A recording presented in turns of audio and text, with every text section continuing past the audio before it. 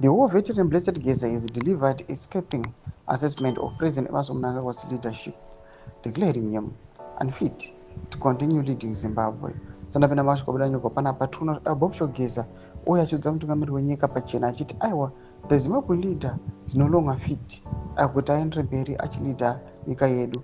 Sandapenda mashoko nyuko panapa ndo paipa ndoti bwa subscribe ulike ubwa tena on the bell icon. Tipina panapa muna umwe nyuko mchinzi.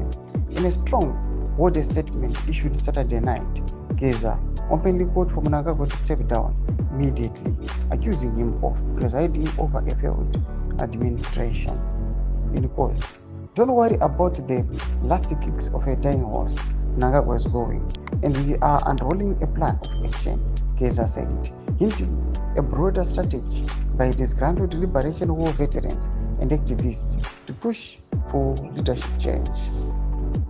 Geza's remarks reflect growing frustration among sections of the former liberation fighters, many of whom have become increasingly critical of Mnangagwa's governance, economic mismanagement, and failure to deliver on promises made since taking power in 2017.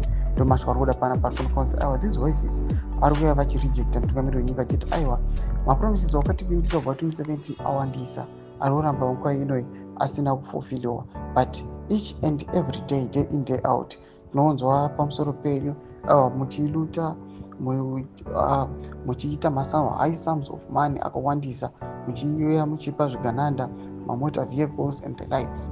Panguva ine kunyaswanikwa kunzi aiwa ana Bob Shogeza vobuda pachena vachiti he is now unfit, haachakwanisi kuti aendere mberi ari mutungamiri wenyika. Imbodze mafungiro enyu muri kudii pamberi pechitiko ichi, as people are now waiting for tomorrow and Wednesday.